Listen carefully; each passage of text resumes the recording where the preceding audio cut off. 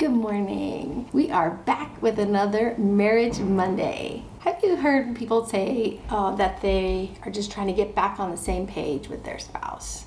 Like, we just got to be on the same page.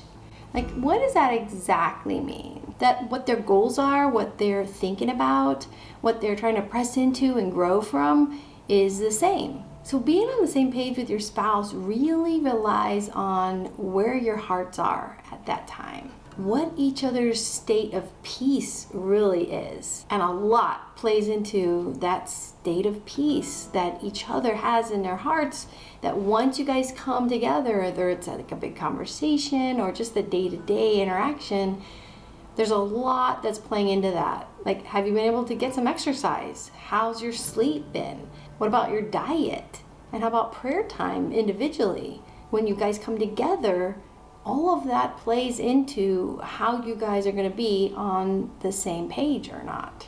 I mean, we all know like what we really feel like if we just ate a bunch of junk the night before and then that morning we feel so like sluggish and whatever, and maybe we're not super nice to each other in the morning, and we got to start thinking that all of those things that we intake are going to affect us outwardly, how we speak to each other, how we kind of look at each other sideways.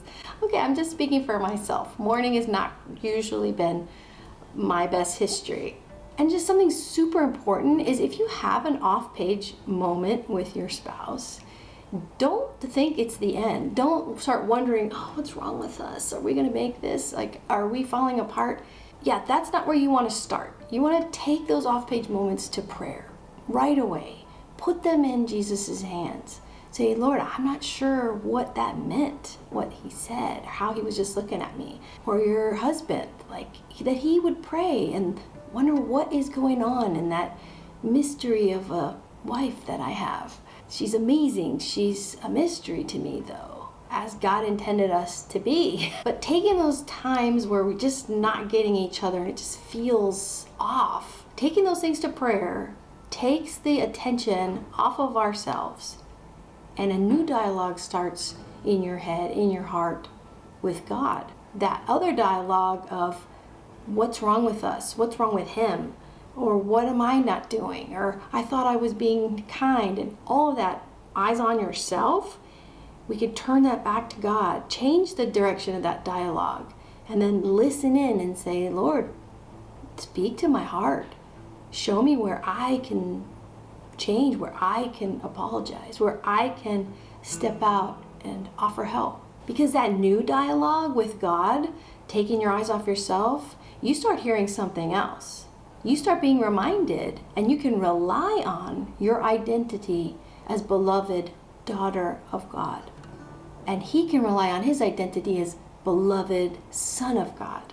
What you receive back in that listening to the Lord, in that turning it over to God, in order to get back on the same page with your spouse, in order to bring that communion between each other back into a joyful, peaceful one, is you receive new peace. He gives you new eyes. The Father wants you to see yourself as he sees you. That identity as beloved daughter of God and him as beloved son of God, that new identity takes you from a place of victim to instrument of peace and giver of charity and love. None of this is easy. It is all this mysterious work of God that he brings two different people who remain themselves but become one. It's just amazing. I was looking in the Magnificat and the scripture, Matthew 22:36-40. I just want to read it to you really quick. It says, Teacher, which commandment in the law is the greatest? And Jesus said to him, You shall love the Lord your God with all your heart, with all your soul, and with all your mind. This is the greatest and the first commandment. The second is like it. You shall love your neighbor as yourself. The whole law and the prophets depends on these two commandments. So again, it all boils down to love. And the author of love is God. So in those moments where we feel so confused or wonder or question even our own words or tone that comes out when we're talking, just rely on the fact that God doesn't want us to feel like he made us and he put us together as a couple and then that's it. And now we have to just figure it out on our own. He's like, turn back to me. Find some scripture, dig in, pray, listen, and he's going to be there. Show up and show us another reminder. Go back to that love that he created between you guys. I found myself in a real rut not long ago where I really thought in my husband's daily life of being self-employed, working on the business, and just really having a very, very full life.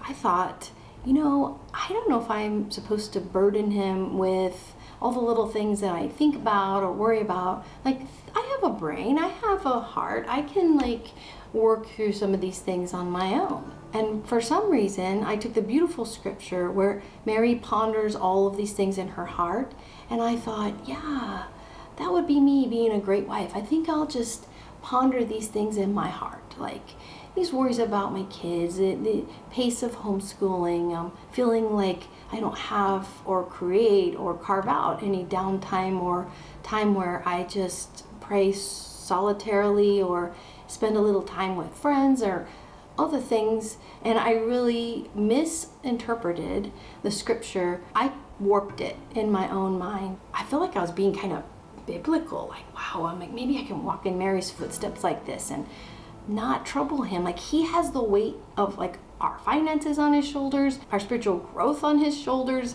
upcoming diaconal ordination, serving God's people for our diocese on his shoulders, just even time with family and friends, all of that he's trying to juggle. He's spinning all those plates. So I thought, oh yeah, I'll just keep it in my heart.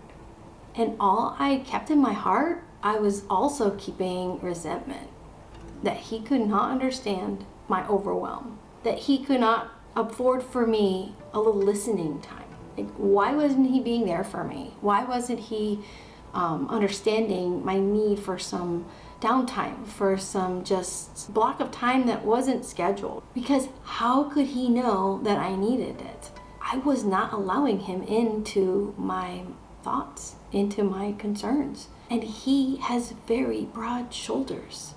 When we finally sat down and I confessed to him that I realized I was doing that and I was being so resentful, he just listened and he was like, I'm right here. Part of my vocation is to listen and to be present, and I knew that, but I really feel that was the sin of my pride really stepping in, really driving a wedge between him and me, which was the opposite of what I intended.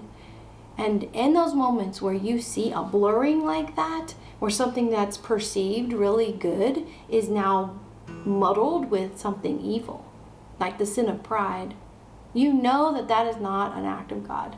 You know that is not the will of God the Father for you as a married couple or as a single person, just as yourself individually.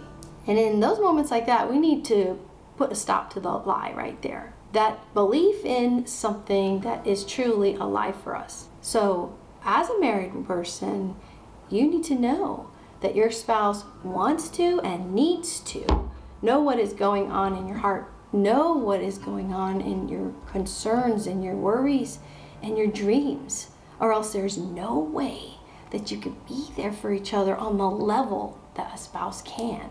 So get back on the same page. Sit together, talk, and go for a walk, and just hear each other out. It's amazing. You'll be amazed how much deeper you want to listen more, and how much more you care about that idea or that thought. Because that's the special place that marriage holds, is for all of those thoughts and dreams to have a safe place with someone who loves us and respects us and is going to honor those ideas. So even those things are hard, even those things are hard to realize about ourselves, press in. I know you have the courage in your heart, you have strength, and that you will become stronger as a couple, back on the same page. Know that I am praying for you. God bless you guys.